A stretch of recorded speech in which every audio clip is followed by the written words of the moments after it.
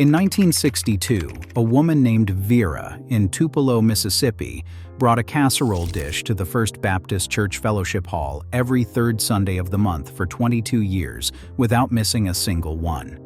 She never brought the same dish twice. She never used a recipe card. Everything she made lived in her hands. Number 11 on this list was the dish that made the entire fellowship hall go quiet the first time she brought it.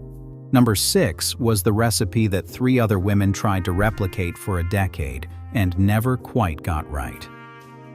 Number 1 is the dish that your grandmother brought to every church supper, covered picnic, and neighborhood gathering from 1950 to 1985.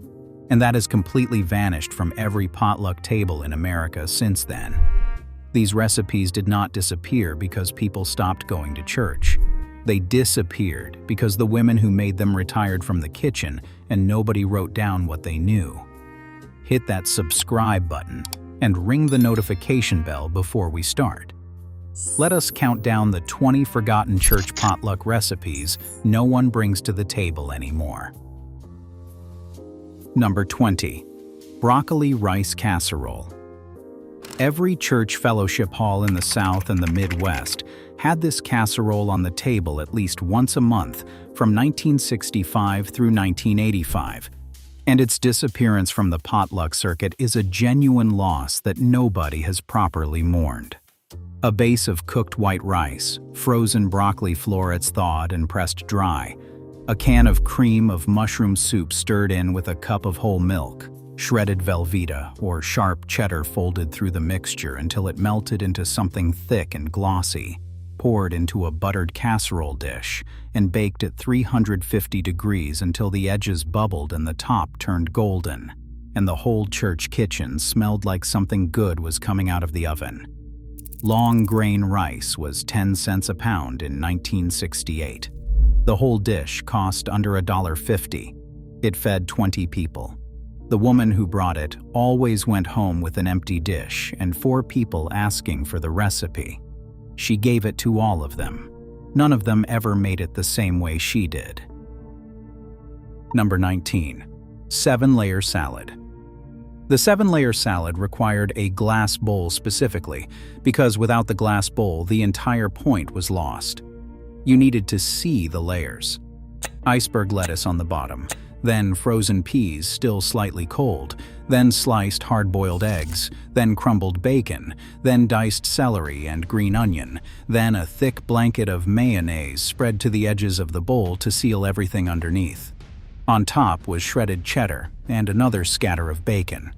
It was usually made the night before and refrigerated, so the peas softened, the bacon stayed crisp, and the whole thing held its layers when served with a spoon that went all the way to the bottom. A jar of mayonnaise cost 49 cents in 1966. The whole bowl cost under $2. It was a visual meal as much as an edible one. When you carried the glass bowl into the fellowship hall, people saw it from across the room. The conversation started before the dish hit the table. Number 18. Funeral potatoes. The name came from the Mormon tradition of the funeral casserole, the dish brought to bereaved families in Utah, Idaho, and Nevada by women of the congregation who understood that grief leaves no energy for cooking.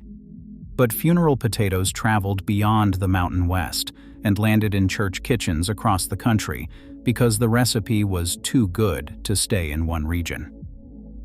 Frozen hash browns, thawed and pressed dry, mixed with cream of chicken soup, sour cream, diced onion, shredded cheddar, and a pinch of garlic salt, were spread into a 9x13 pan. The casserole was topped with a full cup of crushed cornflakes mixed with melted butter, which turned golden and crackly in the oven. Baked until everything below the crust bubbled. The crust was the whole point. Buttery, salty, crackling over a creamy, cheesy potato base that melted on contact. Frozen hash browns cost 49 cents a bag in 1972. The whole pan cost under $3. Whatever the occasion, when this appeared on the table, the occasion immediately became better. Number 17. King Ranch chicken. Every Texan grandmother had her version of King Ranch chicken, and every version was slightly different. Every woman who made it was absolutely certain that her version was the correct one, and the others were approximations. The foundation was always the same.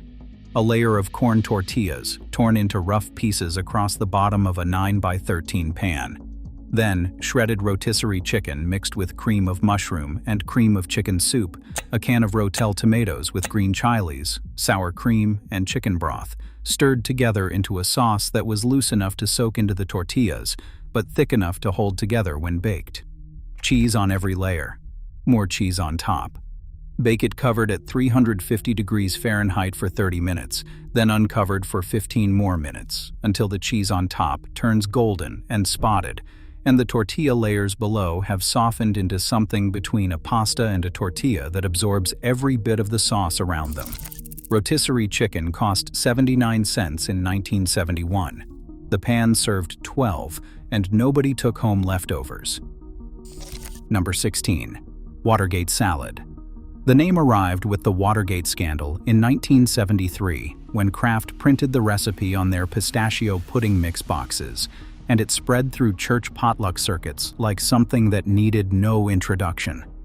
A box of instant pistachio pudding, a can of crushed pineapple with the juice, Cool Whip, miniature marshmallows, and chopped pecans were folded together and refrigerated until it set into something pale green, cold, sweet, slightly wobbly, and completely unlike anything else on the potluck table. The color was the whole event. It glowed. It sat pale green in a bowl of beige casseroles, smelling faintly of pineapple and something nutty and sweet. Under $1.50 in 1975. It served 12. People asked if it was a salad or a dessert. The answer was always both. Nobody argued with that. Nobody ever argued with anything that glowed pale green and tasted that good on a warm Sunday afternoon. Before anyone had heard of acai bowls or chia pudding or overnight oats, the church fellowship hall was the most exotic food destination in rural and suburban America, and ambrosia was its most glamorous offering. Canned mandarin oranges, drained and patted dry, canned pineapple chunks, miniature marshmallows, shredded sweetened coconut, maraschino cherries halved and drained, all folded together with sour cream and a spoonful of sugar. It was refrigerated overnight, so the marshmallows softened and swelled and absorbed the fruit juices. The sour cream turned slightly sweeter, and everything merged into something that looked tropical, yet tasted like nothing that came from a store shelf, even though everything in it came from a store shelf. Sour cream cost 29 cents a pint in 1963. A box of coconut cost 39 cents. The whole bowl cost under $2. Ambrosia was the dish that ended the potluck meal. Not the main course, not the casserole, not the bread. The ambrosia. You ate it last because it was worth waiting for. Number 14. Deviled eggs. There has never been a church potluck in the history of the American South, Midwest, or Mid-Atlantic states that did not have deviled eggs on the table. But the ones that appeared from 1950 to 1980 were a different product from the ones today. A dozen hard-boiled eggs, peeled under cold water, halved lengthwise, the yolks pushed out onto a cutting board. The yolks were mashed with Duke's or Hellmann's mayonnaise, yellow mustard, sweet pickle relish, white pepper, and a touch of apple cider vinegar until smooth, pale yellow, and slightly tangy. They were piped back into the whites, and paprika was dusted across the top. A dozen eggs cost 39 cents in 1963. The whole platter cost under $1. The deviled egg plate was the dish that disappeared first at every potluck, every single time. Without exception. It has vanished from the modern potluck table because people decided they were too much work. They were 12 minutes of work. That is not too much work. If these fellowship hall flavors are bringing back a specific Sunday afternoon, hit that subscribe button and ring the notification bell. We've got a full table of these left to serve. Number 13. Pimento cheese spread with crackers.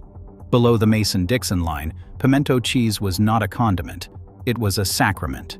Sharp cheddar grated by hand because pre-shredded was not acceptable, cream cheese softened to room temperature, Duke's mayonnaise measured by instinct rather than spoon, diced pimentos from a small jar, a shake of cayenne, white pepper, and in some kitchens a drop of Worcestershire sauce the cook would not admit to adding. All of it mixed by hand until the cheese was coated but not broken down, still slightly chunky, still texturally present. Spread on Ritz crackers, or Waverly wafers, or plain saltines, depending on the preference of the congregation. Every woman in every Southern church had her version. Every version was slightly different. Every woman was absolutely certain hers was the original. A block of sharp cheddar cost 59 cents in 1965. The whole bowl cost under $1.50. And every single person who stood at that table, eating crackers with pimento cheese and talking about nothing in particular, was exactly where they were supposed to be. Number 12. Ham and bean soup in the crockpot. The introduction of the crockpot in 1971 changed the church potluck forever, because it meant that a woman could start her contribution at 7 in the morning and arrive at the fellowship hall at noon with something still hot in a vessel that plugged directly into the church kitchen wall socket and kept everything warm for the entire duration of the meal. Ham and bean soup was the first great crock-pot church dish. A pound of dried navy beans soaked overnight, a ham hock from last Sunday's dinner, a diced onion, 2 stalks of celery, a bay leaf, salt and pepper, and enough water to cover everything by 2 inches. Cook on low for 8 hours. The beans dissolved at the edges into the broth, and the ham hock surrendered everything it had into the liquid until the soup turned thick and smoky and deeply flavored, and the church kitchen filled with the smell of something that said, "This is what Sunday is supposed to smell like." A ham hock cost 29 cents in 1974. The whole pot cost under $2. It served 20 people. She never brought home a drop. Number 11. Chocolate sheet cake. This was the dish that made the First Baptist Fellowship Hall go quiet. Not because it was complicated, because it was perfect. A large, flat, moist chocolate cake baked in a half-sheet pan, the batter made with butter, sugar, flour, cocoa, buttermilk, eggs, and vanilla, poured into the hot pan and baked for 20 minutes exactly. The frosting was the point. It went on while the cake was still hot. Butter melted with cocoa and whole milk on the stove, stirred until smooth. Powdered sugar was added off the heat and beaten until the frosting turned glossy and thin enough to pour. Poured directly over the hot cake and spread to the edges where it ran slightly over the sides and hardened as the cake cooled. By the time it reached the fellowship hall, the frosting had set into a thin, crackling shell that shattered when you pressed a fork through it and revealed the dense, moist chocolate cake underneath. A dozen eggs cost 39 cents in 1962. The whole pan cost under $2. It served 20 people and left nobody wanting anything else. Number 10. Jell-O mold with fruit. No dish requires more explanation for a modern audience than the Jell-O mold, and no dish has been more unfairly dismissed by the generation that grew up eating it. A ring mold filled with lime or orange Jell-O, still slightly wobbly and cool from the refrigerator, in which were suspended sliced bananas, drained mandarin oranges, seedless grapes, and miniature marshmallows. Unmolded onto a bed of iceberg lettuce with a garnish of maraschino cherries. The unmolding was the performance. You inverted the whole thing in one confident motion while hoping it came out together and not in sections.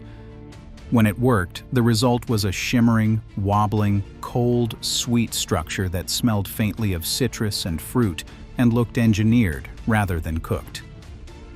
Jell-O cost 19 cents a box in 1960. The whole mold cost under $1. Every church had one woman who made it perfectly. When she retired from the potluck circuit, nobody attempted it again. The mold went with her. Here is something that should make you stop and think. The church potluck was the original community meal in America. Before restaurants, before frozen food, before DoorDash, the fellowship hall was the place where a town's entire food culture was displayed on a single long table. Every dish told you something about the woman who made it, what region she came from, what her mother had taught her, what season it was, what was cheap at the market that week. A modern potluck table, if one still happens at all, is likely to feature store-bought rotisserie chicken, a bag of salad, a Costco cheesecake, and someone's best attempt at a Pinterest recipe. All of that is fine, but none of it is the same. The fellowship hall table was an act of community performed through food. Every covered dish was a conversation. Every empty pan at the end of the evening was a compliment. And the women who cooked for those tables did it without credit, without recognition, and without stopping for 20 or 30 or 40 years. They are the reason those communities held together.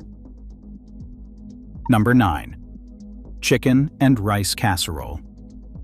If the church potluck had an unofficial national dish, it was chicken and rice casserole, because no other dish appeared on more fellowship hall tables in more regions of the country over more decades than this simple, filling, forgiving combination that was different in every kitchen and recognizable in all of them. Bone and chicken pieces were browned in a skillet to develop the skin, then laid over a bed of uncooked white rice in a large roasting pan. The pan was covered with cream of mushroom soup thinned with chicken broth, seasoned with garlic powder, onion powder, and dried thyme, covered tightly with foil, and baked at 325 degrees Fahrenheit for 90 minutes, while the rice absorbed every drop of broth, the chicken cooked through, and the fat from the skin rendered down into the rice below, flavoring every grain. The pan was uncovered for the last 15 minutes, so the chicken skin crisped and the rice developed a slight crust at the edges of the pan. Whole chickens cost 29 cents a pound in 1965. The pan cost under $2 and fed 12 people. Nobody ever left a piece of chicken in that pan. Nobody ever left a spoonful of rice. Number 8. Corn pudding. Corn pudding occupied the ambiguous space between side dish and dessert, a place the Southern church potluck navigated with more grace than any other food tradition in American history. A can of whole kernel corn, a can of cream-style corn, eggs beaten with sour cream and melted butter, and a box of Jiffy corn muffin mix stirred through until the batter turned thick and golden yellow, slightly grainy from the cornmeal. It was poured into a buttered casserole dish and baked at 350 degrees Fahrenheit for 45 minutes until the center set and the top turned golden brown and cracked slightly at the surface. The kitchen smelled like hot corn and butter, and like something both sweet and savory at once. You could cut it like cake or spoon it like pudding. Both were correct. A box of Jiffy Mix cost 19 cents in 1966. The whole dish cost under $1.50. It appeared on every holiday table, every funeral table, every church supper table, and it was always completely gone before anything else. Every single time. Nobody ever asked why. Everyone already knew. Number 7. Green bean casserole from scratch. Not the Campbell's version. The version the woman at First Methodist made every year for 23 years, always called Mrs. Patterson's green beans, never a casserole. Fresh green beans snapped by hand and blanched until just tender, laid in a buttered baking dish. A sauce made from scratch, butter, sliced mushrooms sautéed until golden and fragrant, flour stirred in and cooked briefly, warm whole milk added slowly until the sauce turned thick and creamy, poured over the beans, topped with thinly sliced onion rings dredged in seasoned flour and fried until golden and crackly, baked until everything below the onion layer bubbled and the rings stayed crisp. Fresh green beans cost 15 cents a pound in 1963. The whole dish cost under $1, and everyone who ate it understood, without being told, that this was not the same as the version from the can. This was something someone had made. Something that took time. Something that said, You are worth the effort. That message is the whole difference between the two recipes. Mrs. Patterson never needed to say it out loud. Number 6. Lemon icebox pie. The recipe 3 women tried to replicate for a decade and never got right was Vera's lemon icebox pie, because Vera added 1 tablespoon of cream cheese to the filling and told no one for 16 years. A graham cracker crust, pressed firm and baked briefly, was filled with sweetened condensed milk, fresh lemon juice, and egg yolks beaten until thick, pale yellow, and sharply fragrant. It was baked at low heat until the filling just barely set, then refrigerated 4 hours until cold, dense, creamy, and clean-cutting. Whipped cream was spread in decorative swirls across the surface. Sweetened condensed milk cost 35 cents a can in 1965. The whole pie cost under $1. It was the pie that made people set down their forks and close their eyes for a moment before continuing. That response, involuntary, unplanned, slightly embarrassed, was the highest compliment a church potluck dessert could receive. Vera received it every time. Nobody ever figured out the secret until she told it. By then, it was too late to be annoyed. Number 5. Red velvet cake. The red velvet cake is not a modern invention, and it is not a food trend. It is a cake that Black American women brought to church potlucks across the South for 60 years, before anyone in a boutique bakery had ever heard of it. Its journey from the fellowship hall table to the dessert case at a coffee shop in Brooklyn that charges $11 a slice is one of the most under-acknowledged cultural transfers in the history of American food. The cake used red food coloring, cocoa powder, buttermilk, butter, eggs, flour, baking soda, and white vinegar for lift. It was baked in 2 layers that came out dense, slightly tender, and a deep red brown that turned vivid under the cream cheese frosting. The frosting was cream cheese beaten with butter until smooth and white, then beaten with powdered sugar until thick, spreadable, and slightly tangy. The frosting was thick between the layers, so it was visible, and it was smoothed across the top and down the sides with a spatula. Red food coloring cost 10 cents in 1958. The whole cake cost under $1.50. It served 16 people. Every woman who made it brought it in a cake carrier that she had owned for 30 years and would own for 30 more. Number 4. Macaroni salad. The Fellowship Hall. Macaroni salad was not the kind from the deli counter. The deli counter kind is dressed too early, and it sits in its own moisture until the pasta becomes soft and sad, and the whole thing tastes of nothing but mayonnaise and regret. The Fellowship Hall kind was dressed at the last possible moment before the potluck began, or it was dressed the night before in a specific ratio that allowed the pasta to absorb some of the dressing without losing its structure entirely. Elbow macaroni, cooked al dente and rinsed in cold water, was mixed with diced celery, diced green pepper, shredded carrot, sliced black olives, and diced hard-boiled egg. It was dressed with mayonnaise thinned slightly with apple cider vinegar and seasoned with yellow mustard, celery salt, white pepper, and sweet pickle relish. Refrigerated and covered with plastic wrap pressed directly against the surface so no skin formed. Elbow macaroni cost 19 cents a pound in 1960. The whole bowl cost under $1.50 and fed 20 people as a side. Every variation was defended by its maker as the original.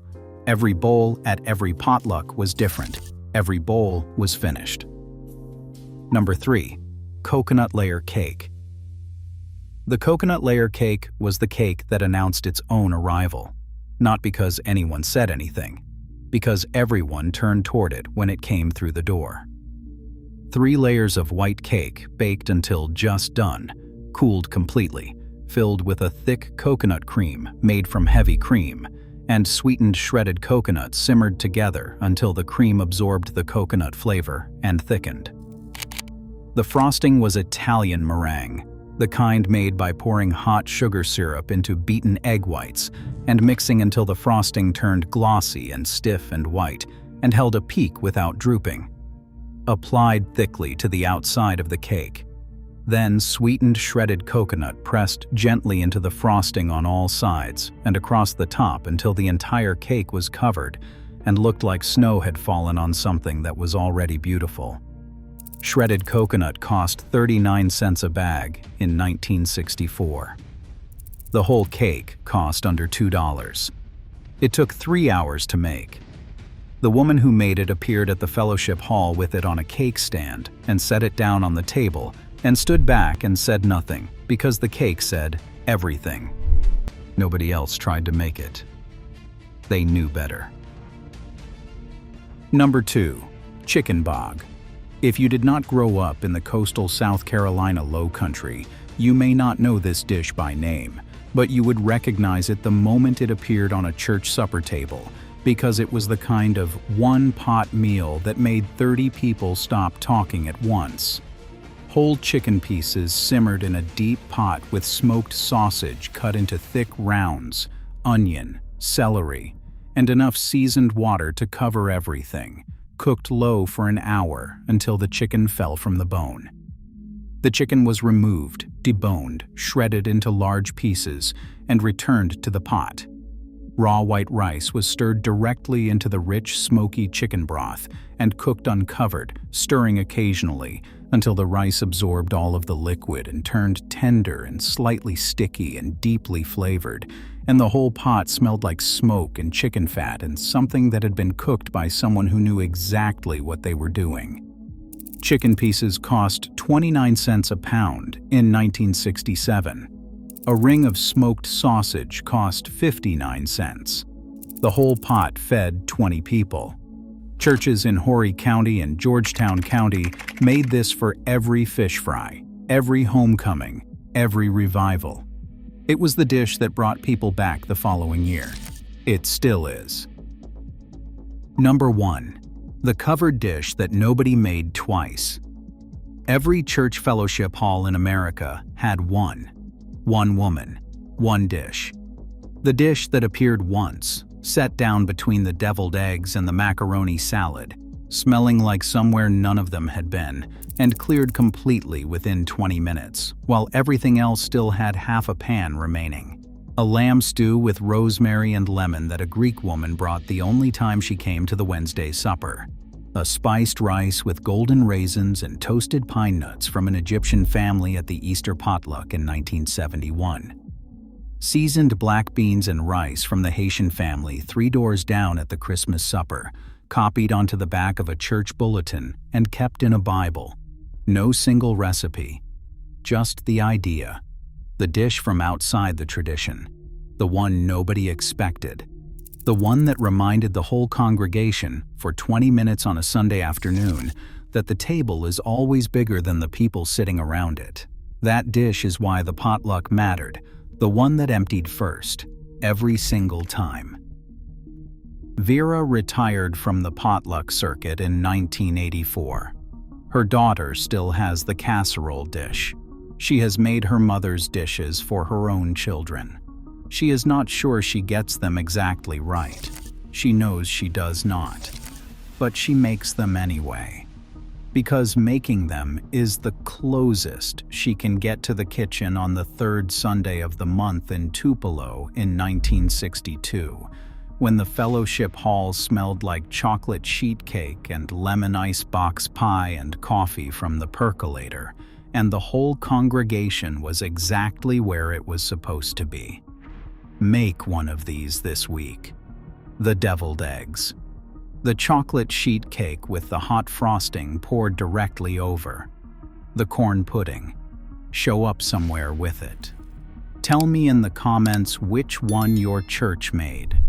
Tell me which woman always brought it. Tell me what happened to that dish when she stopped making it. Some of you know exactly which dish I am talking about. Some of you have not thought about it in years. This list just put you back in that fellowship hall. I want to know what you smelled when you walked through the door.